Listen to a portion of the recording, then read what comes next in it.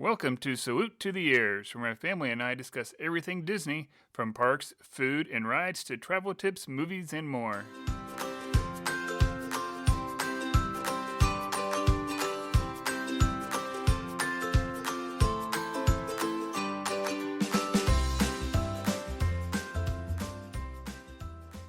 Hello, everyone. Welcome to a special episode of Salute to the Ears. It's our 50th episode. I didn't know if we'd make it to 50 when we started this. 2 years in, I think that's pretty good. Yeah, I guess it's maybe, I thought we'd get to 50 a little faster, but I think it's, with managing time and family, it's about right. And if you're new here, I'm Erica. And I'm Jeremy. And we really, really love talking about everything Disney, but particularly Walt Disney World. And this episode is super special to us because we got to celebrate Disney's 50th anniversary in Magic Kingdom, in Epcot, in Animal Kingdom, in Hollywood Studios in June. And we still have a lot that we want to talk about as far as that trip. And then on top of that, we are preparing for another trip. This is the first time we've ever done 2 trips in 1 year. Not only 2 trips in 1 year, it's like two trips in one summer. Yeah.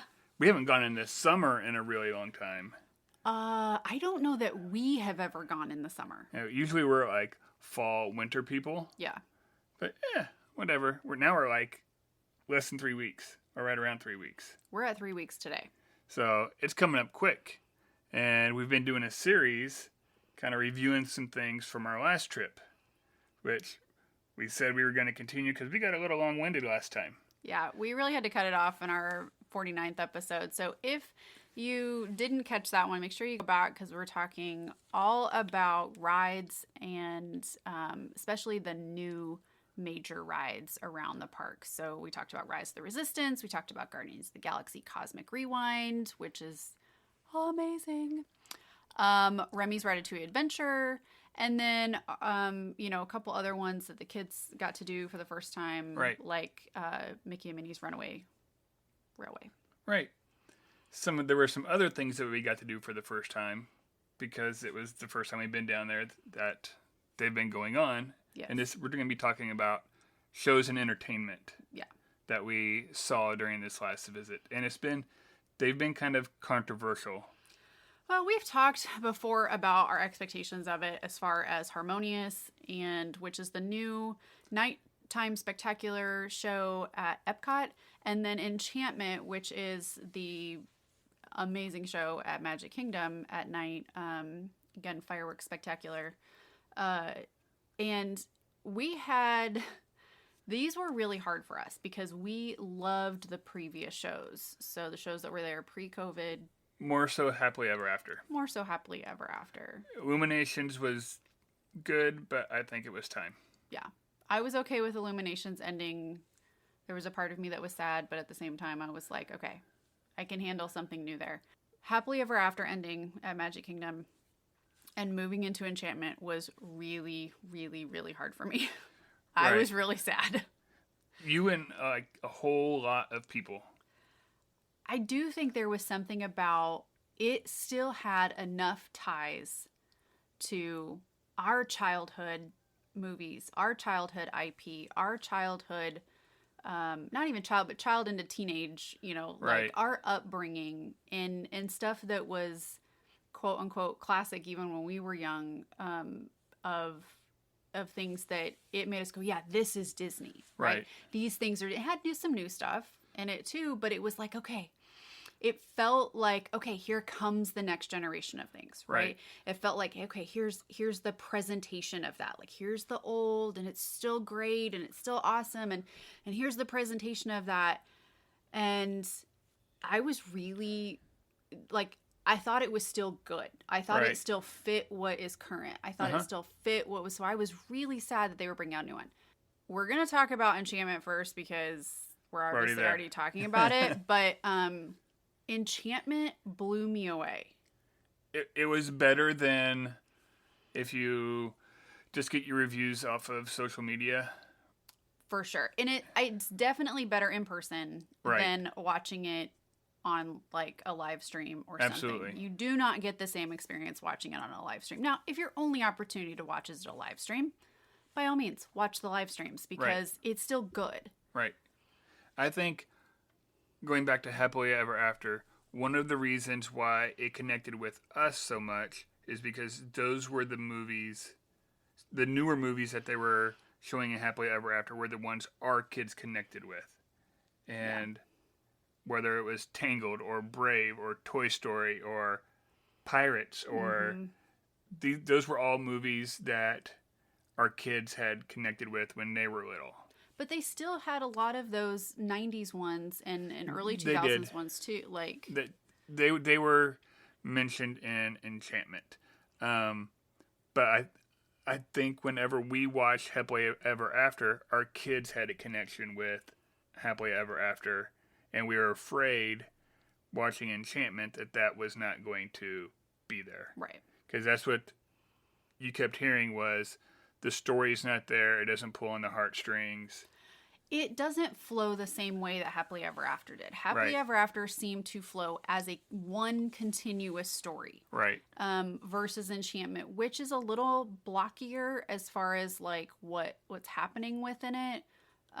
It's a little more like, okay, here's this one. Okay, here's this one. Okay, here's this one. Right. But it does, like, it may not have pulled on the heartstrings for us. Right. Or even maybe somebody who is like 25 plus. Yeah. We're 35 plus. Yeah. But it definitely hit for those who are 20 and under. Right. We were able to, we staked out a good spot. Mm-hmm. We had to sit there a while for it. We had to fight some people off for it. Right, but Not really. Not fighting, just... Right. Nope, this is ours. Yeah.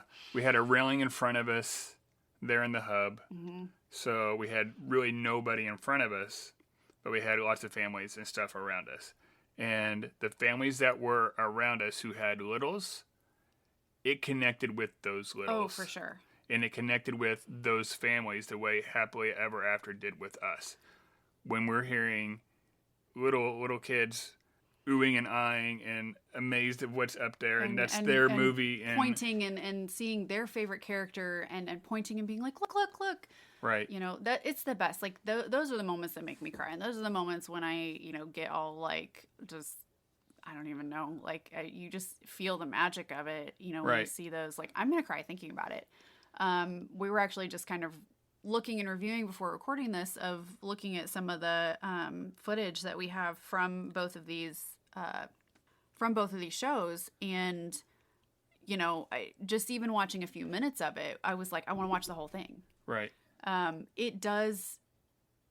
I really, really enjoyed Enchantment. I enjoyed it way more than I thought I was going to. I was really, really worried reading all the reviews. I was even worried because we had watched some of the live streams and stuff when it came out. So we had kind of a preview of like what it was going to be. Seeing it live in the hub, in front of the castle, being there, hearing everybody, the excitement that's there, actually getting to, feel the fireworks. Right. It was really, really good. Right. I think you have to go into it with kind of an open mind and not have your mind made up going into it, if that makes sense. Yeah. I think if you're going in there and already ticked off that Happily Ever After is gone, or going back even further, Wishes. Oh, I loved Wishes too. Yeah. I think this show is going to get there. It's just, it has an uphill battle because of everything else that it's facing. And it's so hard because Wishes was the first one to have projection. Right. But it was still more fireworks, more lights, more than the projection. Right. And then Happily Ever After was really about the projection. Somewhat. And the fireworks. Like, it had so much... It had more projection than Wishes. It had more projection than Wishes. It was clearer. It was more defined. It was in a better, it was like, wow, look at this, right? Uh-huh. this is still right in line with that. Now you have the projections down Main Street. That's an Which we addition. really didn't get to see from where we were at. So that was something I was going to say. Is like each of these has like built on the other one. And so now we're getting to that point where we're like, the other one's built in a way and it felt like, okay, well, this is good. Like, you know, going into the next thing, like this is good because it felt like it was so much more. Mm-hmm. I feel like this one doesn't necessarily have, yes, you have the projections down Main Street, but they're the same type of projections that are on the castle, right? Right. There's not necessarily like a technology increase. There's not necessarily like an increased wow factor as far as like the like showcase piece, what you're watching, but we had that before. Right. And so it was easier to step up. Now we don't have that. And so now it's like just new IP. I think the wow factor in this show is actually the fireworks. I think the fireworks are better in this show Absolutely. than in Happily Ever After, and there's more. Oh yeah. And just the detail and the shapes and kind of almost the timing of them is just spot on. Yeah. I almost feel that with the projections on the castle, they almost tried to get too detailed with them this time. Granted, my eyes aren't as great as they used to be, but still, it was kind of hard to make out some of that stuff that was on the castle. There are definitely some things that were smaller this time, and I think some of that is because of the mapping on top of the 50th. It could be stuff. So that changed that would have changed the mapping on all the projections, having all of the decor, 50th decor across the castle. I do think that is actually a disruption. Like it could be. You're not seeing as flat, not that the castle is a flat surface, but you had more flat surfaces for them to project and map onto pre-50th than you do now. So it'd be very interesting to see how much of that comes down, how much of that stays, like, you know, will any of it stay or will it be back to blank? Because, I mean, Castle's gorgeous as it is right now. Like, I have to admit, I don't necessarily want them to take much down. Right, no. Like, take the 50th emblem down. Got it. We're good. But the IP is definitely current. Right.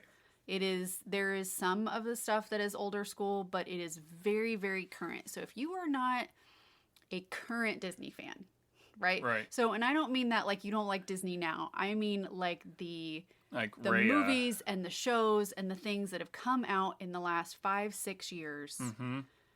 If you're not a fan of those or that is not your jam, you may not enjoy this as much because that's a bulk of what this is the stuff from the last 5 to 10 years. There's a lot of Moana. Yes. Moana is in there at least a couple times. Moana, Frozen. More Frozen 2 than the original. Yeah, but still the Frozen franchise. Right. And I did still love it. And it is still very good. Incredibly magical. And I do recommend it. The big thing is where do you stand? Where do you go? How do you navigate that without ruining your evening? Yeah. Because we were there for what, hour and a half at least. And we just happened to kind of stumble into that spot. Mm-hmm. And then I went and got some food from Casey's because I like the corn dog nuggets and plastic cheese, and it was my snack while we're waiting for the fireworks. And it was kind of difficult getting back into there. I mean, those spots fill up fairly quickly. Where were we? In front of... Right by Chippendale. By Chippendale, is that where we were? Yeah.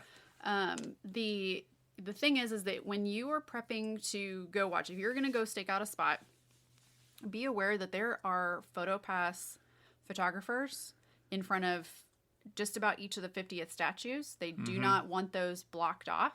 Nope. Prior to the show. Now, they will let you stand there during the show once it's started because obviously they're not taking photos of that statue at that time. But until the show is like, you know, a minute from starting, like till the lights go down, that space has to remain clear. So there are several spots around the hub that are kind of off limits until right at showtime. And so that makes it a little more difficult to navigate that space. And you got families who are waiting for basically that PhotoPass photographer to go, okay, go. Yeah. And it fills in just immediately. Yeah. But overall, I mean, we knew it was going to, it's always crowded around there for the shows. It just is. We debated on where to stand. We debated on if we wanted to be up close and have video there, if we wanted to experience it closer where we were going to be able to see Main Street better and the Right. stuff on Main Street. I don't think we ever turned around and looked at Main Street. I did at one point, but I felt like I was missing too much up with the castle. Yeah. You have to kind of balance it. It's now that I've seen how detailed the stuff on the castle is, and sometimes it's difficult to really tell what it is. Mm-hmm. I think I'd be fine with being further back on Main Street, just personally. I mean, just to try it out. Right now, we're not sure if we're going to see it while we're down there in August. We will see the one for the Halloween party, though. We will see the Halloween party one, but we don't know. We may try to make it back over to Magic Kingdom one night to try to see the other, but to see Enchantment again. But that one's kind of fluid right now of how that's going to go. We did see Harmonious. We saw it all the way through once, and then bits and pieces of it a second time. So I don't feel quite so attached to that one. But I will say, if you are wanting the entirety of the show, you want to be able to see the Main Street display, you want to be able to see the castle and the fireworks and all the things, you are going to have to stand back on Main Street. Right. If you want to be able to see the whole view, you are going to have to be standing farther back. I love the fact that the people who are on Main Street now get to kind of experience the projections up close. I think that's very cool because you do have people lined all the way down back Main Street on most nights. So I love that you get multiple, you're still getting to be in it, even if you're that far back. Right. But just be prepared. It's gonna be insane. Yeah. Make a plan with your kids. Yeah. Like a meeting point. Yeah. That sort of stuff.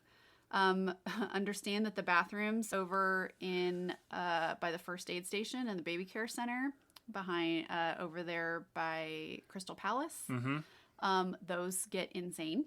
Yeah. The ones over in Tomorrowland get a little crazy too. I don't think those get as crazy as fast because people don't see those ones. Right. Those are hard to get to, though, depending on what side you're on. If you're on that far side, those suckers are hard to get to. They're all hard to get to. Well, when there's that many people, there are. Cast members do a great job of clearing walking paths, though, around there. Keep an eye on what they're doing as far as that, and just respect and listen to them because they are trying to keep that huge crowd of people safe. Right. And trying to keep anybody from getting injured or being lost and keep their sanity because not everybody's nice. Yeah, it is. It's the end of the day. Everybody's hot and tired, and it is an amazing way to end the day. One thing I do wish they would bring back is to truly bring back the Kiss Goodnight. Yeah, we didn't stay that late. I don't think they're doing the Kiss Goodnight anymore, are they? I thought they were. We'll have to see. Well, what do you say we hop to Epcot? Right. And talk about Harmonious because there's a lot of similarities. There is a lot of similarities. I actually liked this show better than Enchantment. Really? Like overall? Yeah. I do. I want a divorce. Just kidding. The thing with Enchantment is it's the castle. The castle's our favorite park icon. It's just magical there. The show itself, I like Harmonious better because the colors in Harmonious are absolutely fantastic. Just big, bold, bright colors. Still lots of fireworks. Songs that resonated with Brooklyn, I think, more, and our kids more. The crowd around us was not as pleasant. They were not great at... You were paying more attention to that than I was. Because they kept bumping into me and being rude. I wasn't having that issue. But I was against the fence. I think you were behind me. I was still kind of against the fence. They just kept being rude and ticking me off. It's... like if I'm trying to watch the show, I don't need someone talking in my ear the whole time. I don't need, like, are you watching the show or are you going to have a conversation? Yeah. It's, I don't know. Guess I'm old, get off my lawn guy right now. But that was like one of the downfalls for me with Harmonious was the crowd around us was just kind of rude. And I understand everybody's drinking, whatever. I don't have a problem with drinking. But there was definitely people who'd been drinking too much around us and weren't very considerate. And Yeah. I didn't like that part very much. We were somewhere in between, kind of like the entrance to like World Showcase in Mexico. Mm-hmm. And we could actually see the Stargate, we could see the tacos. And we had... If you don't know what we're talking about, please go check out one of the live stream YouTubes of Harmonious, and you will understand the references to the Stargate and the tacos. So we could see the whole thing, but I think the way that they connected the different countries through the music and the different languages, I think was... I did really, really enjoy hearing some of the songs in an original language. Right. Like, so, to that, tied to what the history of that song or that IP or, right. Like Mulan being in, I don't know if it's in Mandarin or, but it, right. Like, it was... But all like the bright colors that were coming out from the water, the reds, the yellows, the golds, the bright blues and greens, like... That was pretty awesome. That was something completely different than what we've ever seen at Disney World before in any nighttime spectacular. So I loved the color aspect. I did have an issue though, feeling like the colors around were great, but I felt like the screens and like what you were seeing on the Stargate, which is projected onto water, right, was very difficult for me. Like it felt muted. That part did feel, and I don't know if it was because it wasn't like pitch black yet, because when we saw it after when we were doing after we did Remy's, and we were coming out and they still had stuff projected out on there, it looked brighter then. Yeah. So maybe it just wasn't dark enough. I mean, you got to think we were there, 2 weeks before summer solstice. Right. So it'll definitely be interesting to see if we catch any of it this time around. I don't plan on staying and watching it, but if we're just in the park when it's happening, definitely be interesting to kind of keep an eye on that since it'll be darker a little earlier of that. But I did feel like the colors were a little more muted, like as far as on the screens. Now you're right as far as like the light projections and what was happening, like being projected on the water, had lots of really cool colors. Actually, one of the downfalls for me of some of the photos and the video and stuff that we caught was I feel like sometimes it is just the color is overwhelming. Oh. Out of the photos. Now, some of that just may be, my photography skills, but that was a little difficult for me is that I feel like I couldn't tell what was happening in the photo versus like the colors are really cool and they're bright and they're awesome, but like for me it was a little overwhelming. I don't enjoy the arms that shoot out the water from the tacos and for me it's a huge distraction. It's cool looking, like it's a cool feature. I don't like I am distracted by the movement of the arms and all of that happening while I'm trying to also watch like the projections and stuff. My brain cannot handle, so I think that's why for me Harmonious is cool, and there are like the music is amazing. I love the music of Harmonious. Like hands down, fantastic, love it. I love the storytelling in Harmonious. I feel like it flows better. Okay. Than Enchantment does as far as like storytelling flow. I don't love the show part as much because it's really, really distracting to me. See, and I like the arms because I feel like it's almost like dance. And I do agree with you on that. It's just hard for me. It's slow enough, it's big enough, it's bulky enough that like even though the water itself has that dance element to it, kind of that fluid movement, right, aspect to it. Maybe it was the angle we were at with watching it, but I felt this way even watching like the live streams and stuff. Like it is not my favorite part. So if you are somebody like me with ADHD and your brain has a hard time being able to just focus on one thing, or you either need to take in the whole thing all at once, or you need to be able to zero in on something, like you may need to make sure that you find a head-on spot like in the center to watch Harmonious, so that you are not having any of those other elements kind of be in your line of sight and in your way. No, I can see that. I also think that with this show, whoever designed the fireworks did a fantastic job in especially coming up with some new angles for fireworks. Yes. In this show, when you're sitting there and fireworks are like shooting away from you back into the middle of the lagoon, that's awesome. Yeah. Going back to like military stuff, it like takes me back. But in a good way. In a good way. But I enjoy watching like those launch into the middle, and then there's stuff going on up high, and then you also got the water. There is a lot of stuff going on, but maybe that works. I think that was another thing as far as the distraction aspect. There's several of the fireworks that are higher than the stuff out on the water.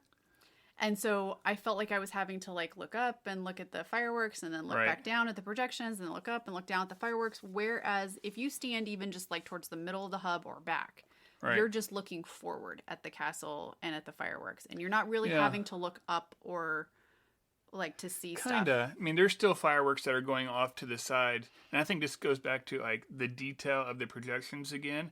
I felt like I was having to focus so much on the projections of like what's going on there that I was missing the fireworks. Yeah.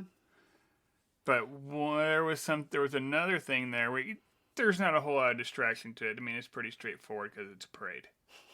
Let's hop back over to Magic Kingdom, and we're actually going to talk about daytime event now. And this is actually something that I love, and I could have watch in, quote unquote, participate in every time that it comes through the park. Like I think we actually did the last time we had taken the kid, or no, when we went in 2020, the end of 2020, we caught some cavalcades. So shorter, but had some of the same elements. Some of them had some of the same elements of what we got to see and what we're going to talk about. And there was like one day where we caught it like 3 times. Yeah. And it was like every time I was like, let's go watch it. Like we just happened to be right there, and I was like, let's go watch it, because I love me a parade.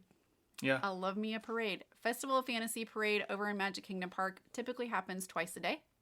Usually around noon, around 3. Right.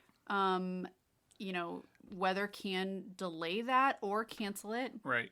Depending on how quickly that's going to come through. Right. It will usually not be ahead of, like, they won't, if it's scheduled for 3 and there's rain coming at 3:05, they're not going to like push up the parade to get it in ahead of time, because all of those elements that they need in place are not going to be in place yet. So if you're worried about the weather aspect and watching it and timing it based on what's the times are listed in the app or on your map, like it's not going to be ahead of schedule.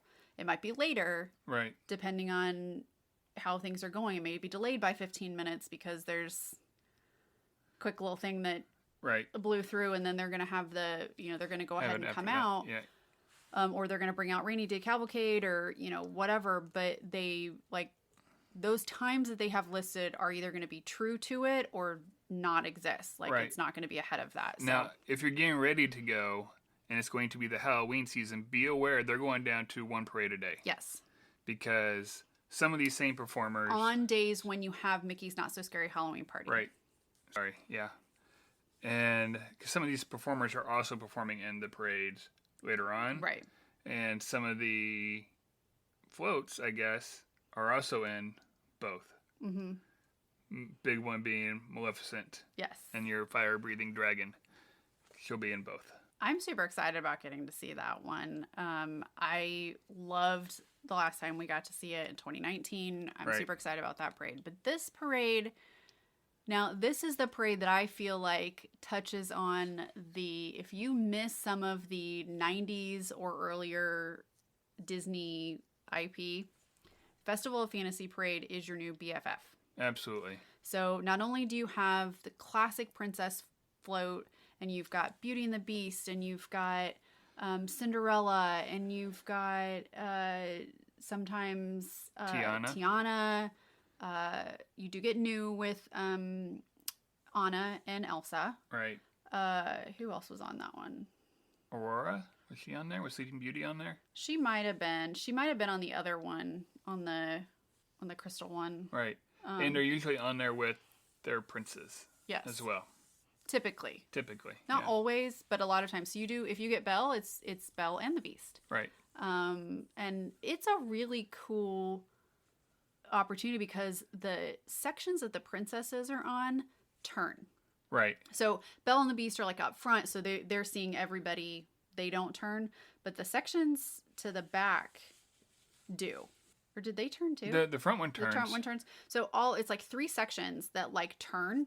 And so everybody gets an opportunity, more or less, to see everybody that's on the float. Right. I think all of the floats have this opportunity for everybody to kind of see who's on there. Right. Rather than just, I was on this side of the street or I was on this side of the street and I didn't get to see the character I wanted to see. And I think they really do that now that I'm thinking about it. Like, Mickey and Minnie got their own separate thing. Mm-hmm. So they're kind of by themselves, so you can see them, right? You don't have to worry about them being on the wrong side of the float or whatever. There's a big Tangled float, right? And you got Rapunzel that's riding front and center, and then you got Flynn and he's swinging on some of the guys from the Snuggly Duckling that are swinging on the axes in the center. So you still get to see them on both sides as well. They really do a pretty good job trying to cater to both sides of the street, which is something you don't think about when you're there. Yeah. And a couple of the floats some of the floats aren't necessarily see-through and they're kind of solid just because of the way the structure has to be for those particular characters. But like the Tangled float and also the Peter Pan float, both of those have kind of an open center. So they're kind of a rainbow shape, kind of a, they have this like opening underneath. So think like, you've got like a doorway or a rainbow, like, you've got space underneath where you can see through a little bit. Right. So it's kind of nice because you get this opportunity to like, it's not that everything is blocked off the whole time through the parade. I love the aspect of that. Not only do you get some distance, you got Ariel. Ariel's got a float. She's got some amazing performers around her. Amazing costuming with them. They look like they belong under the sea. Like, I mean, gorgeous. Right. I don't want to know how long it takes them to actually get into those things and put on the makeup and do the stuff, because it's, and how they're doing it and walking down this, like, they're incredible. Right. You have the 3 fairies from Sleeping Beauty. Right. They're on some sort of hoverboard thing, and they just fly all around. They float all around. Like, amazing. Captain Hook is on swinging on an anchor underneath the pirate ship. Yep. That's really cool. Like, right. And you got Maleficent, who's this giant, still fire-breathing dragon. Yeah. Literally breathing fire going down Main Street. And the cool thing, too, that I think is that with that, you have Prince Philip ahead of Maleficent. And Prince Philip fights through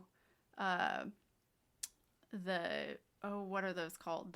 It's supposed to be like her vines. Right. It's not, Divine is over in Animal Kingdom, but like, it's the same idea, right? They're on stilts. They've got these beautiful costumes that are supposed to look like the thorns and the vines that encase the castle in Sleeping Beauty, right? And he fights them off, and he comes through and he fights Maleficent, and that's when she breathes fire. And so, such a cool aspect of like, that's happening in the parade, right? There's like this show element that's happening between these performers in front of you, with this giant steampunk dragon that is just, or steampunk, like it's the dragon itself is almost overwhelming. It's big. It's really big. and you got the show going in front of you. But I think one of the most impressive things is the way that the characters are still able to interact with people along the parade. Oh, for sure. Whether it's a princess making eye contact with a little girl who's dressed up like them on the side and they give them a good wave, or characters coming by and giving them high fives. Yeah. Like, there is still a ton of interaction and like magical moments happening Oh, yeah. along the parade. The other nice thing is the Festival of Fantasy Parade is not the only opportunity you get to see characters. No. You do have still a couple of cavalcades. You have a cavalcade that's happening in Magic Kingdom, too. Mm-hmm. Right? Yeah, because you got the, what's it called? The Adventure... Shoot. I used to have this, I used to know this one. There's cavalcades. Right. And that's a really nice way. It's kind of a shortened version of a parade. So if you've got a kid who you're like, they are not going to last through sitting through this whole thing. Mm-hmm. The other thing is most families and people and, you know, like keep an eye on this. But like if your kid is having a hard time seeing, you know, most of the adults will make space for little kids to be down in front and really be able to see. Absolutely. You know, 99% of the time, just ask politely.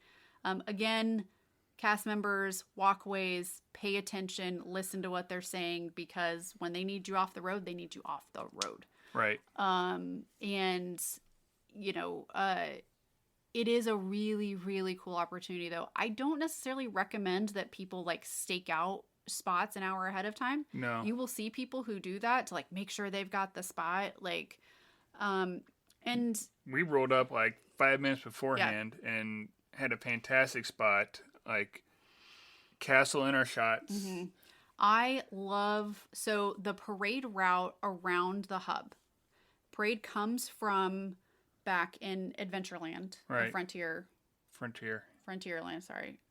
Down into, from right next to Splash Mountain, comes down that roadway and comes out by on the side of the castle. Right. So if you're facing the castle, it's coming from the left of the castle, the front of the castle, right? Comes across in front of the castle, comes around the hub, and then heads down Main Street. Right. So if you are wanting to see the parade, you need to be on the Tomorrowland side of the hub. Right. If you're wanting to see the castle while looking at the parade, you need to be on the Tomorrowland side of the hub.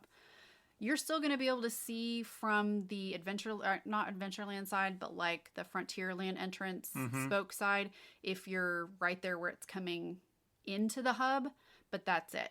Right. Again, cast members will have spots marked in places where like you can't walk and, you know, and tell you, yeah, you can stand here. And you can actually use Genie Plus for the parade. You can use a lightning lane. Yeah. And it's kind of taped off where you can be up there, and there's cast members that will, one, they're going to scan your magic band to make sure you have the lightning lane for it, and two, kind of show you where to be. And actually, all three of these things that we have talked about today, Enchantment, Harmonious, and Festival of Fantasy Parade, you have the opportunity to use Lightning Lane and Genie Plus to get a guaranteed spot to watch it from. Right.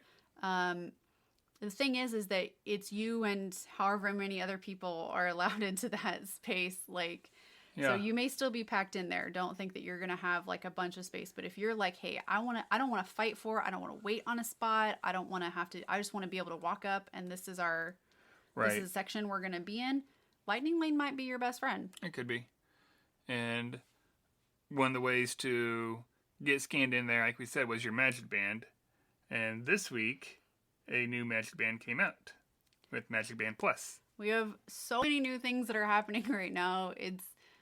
I'm so excited about our trip because even though it's only going to have been, 2.5 months? Yeah. There is new stuff for us to do, new stuff for us to see, new stuff for us to experience. Right. And that's amazing. Yeah. To have gone beginning of June and then to go the end of August and to have new stuff that we already get to experience. Like, how cool is that? You did order yourself a new Magic Band Plus Magic Band. I did. So, what was it? Wednesday they came out. So this last Wednesday, which was, the 26th? I think that's right. Yeah. No. Yeah. 27th. Anyway, they came out then that morning. If you're staying on property, you get a discount on them. They're roughly $10 less than if you were to buy them just from Shop Disney. Right. So this is that pre-ordering your Magic Band for your resort stay on property. Right. In your My Disney Experience section of either online or in your app. Right. So they're running anywhere from $24.99 to $34.99. If you want just a plain color Magic Band Plus, they're $24.99. If you want any kind of a print or anything on it, it was $34.99. They're more expensive in the parks, but in the parks, I've seen you have more of a selection. Oh, yeah. Which is still true, has been true in the past of just the regular Magic Bands, Right, too. absolutely. 'Cause I've seen Iron Man ones and Black Panther. So there's been some other ones that you were not able to get online or able to get your resort discount Now, on. one of the big differences about these ones, which I knew that this was going to be a thing, but it didn't really hit me until I saw one of the vloggers talking about, I think it was AJ talking about having to recharge them. Right. So these actually, the way that they interact throughout the parks, they actually come with a charger. Mm-hmm. And Disney does sell replacement chargers in the parks if you need a replacement charger. But similar to how you have to charge, like, say, an Apple Watch or a Samsung Galaxy Watch, like a smartwatch, you have to charge these. Right. And they said if you're not using it a lot, you may get 2 or 3 days out of it. Right. But if you are using it throughout the day at the park to anticipate, you're going to need to charge it every single night. Right. So the big difference between a Magic Band Plus and a last iteration of Magic Band is this is interactive. It has some LED lights that light up with like the nighttime shows. It will vibrate whenever you're around the statues, the golden statues, and then you can wave at them, and they'll spit out certain phrases to you. Yeah. You can go do a bounty hunter adventure over in Hollywood Studios back in Galaxy's Edge. This is more interactive. Oh, yeah. And it's not really that much more than what the last iteration of Magic Band was running to begin with. Mm-mm. When you get this one, it's probably not fully charged. So if your plan is to, hey, I'm getting to my resort early in the morning, I'm going to go buy it, and then I'm going to go straight to the park, it may not work for all the interactive stuff for very long. It probably doesn't have a very good charge. However, everything that you could do with the last iteration of Magic Bands, you'll be able to do. You can still get into the parks. You can still use it for your lightning lanes. You can still use it to charge. So the the previous ones have, like, it's basically got 2 batteries in it. It's got the one that the RFI is running off of, which is the same as the old Magic Bands. So that's the one that's going to get you your tickets that you scan it. Like, you're going to have your tickets and your lightning lane and all of that linked to. So that technology is separate from the technology that's lighting the LED lights. Mm-hmm. And is forcing that, like, interaction stuff with, like, the statues and everything. So really the main thing that you're losing is the interactive part of Magic Band Plus if it's not charged. But you still will be able to use it like your regular Magic Band if it's not. So don't worry about, like, oh my gosh, I don't want to get this because what if it isn't charged halfway through the day? Then how am I going to, get on rides and anything like that? If you are concerned about that or it not working or anything like that, I do highly recommend getting a card, a key card from guest services or from your resort that is linked to your account, so that you have your tickets on there. It can act just like a Magic Band. You can use it for your lightning lanes, all that stuff. Same way, like if your phone dies or anything like that, it's nice to have a backup. Absolutely. I'm planning on taking my old one with me just in case something happens with this one, if it's not working right or whatever. That way I still have something, because I prefer to use my Magic Band instead of my phone. Oh, yeah. I do too. We tend to not use our phones for that, but it's just nice to have, like, I like having multiple ways. I don't like having just, that's the only way that I can manage this or have this. I bought a regular Magic Band for our last trip, so I'm going to take that one with me. So it'll be interesting to compare how that goes with you having a new one and me having a last generation Magic Band with that happening. we are getting ready for this trip. Yeah. And one of the things I need to do is go get a haircut. Yeah. Well, you could possibly do it at Magic Kingdom, but you're going to be going to a barbershop. Yeah, no thanks. Yeah. Harmony Barbershop opened back up. Say that 8 times fast. No kidding. It just opened back up. Was it yesterday? Mm-hmm. And it's been closed since COVID. And for a lot of people, they like to get either their little boy's first haircut there or just a haircut for the little one there to begin with. Now, they'll do adults as well. It's a full barbershop. And they'll do beard trims. And it's like, looking up the prices, it's not as bad as what I thought it was going to be. No, honestly, it's not. I mean, the nice thing is if you do a like baby's first haircut or a toddler's first haircut, not only do you get the haircut for the low price of $28, you get a set of ears, say my first haircut. You get a lock of their hair. Right. And then a certificate. Right. And the certificate just lets you know that they got their first haircut, which evidently our dog needs here in the background. But it's really not that expensive comparatively to just going out into the public to get your normal haircut. I hate to say this, but we pay more for yours and Jackson's haircuts. Right. A child's haircut is $20. An adult is just a dollar more at $21. Are you sure you read that right? Yes, I double checked. And a beard trim is $8. Is Bibbidi Bobbidi Boutique also opening? It is not this week, but August 25th. It comes back. So, womp, getting closer. That is the day after we leave. We weren't going to be using that anyway.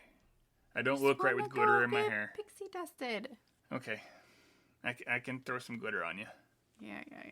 That's a whole different podcast. Anyway, that's kind of the stuff that's been just coming out and our thoughts on the shows. We would love to hear what your guys' shows is, because it seems like everybody, even in this household, has different opinions on the shows. We'd love to hear your shows, and you can let us know on Twitter and Instagram at Salute to the Ears. And with that, go out and find your joy. And have a magical week.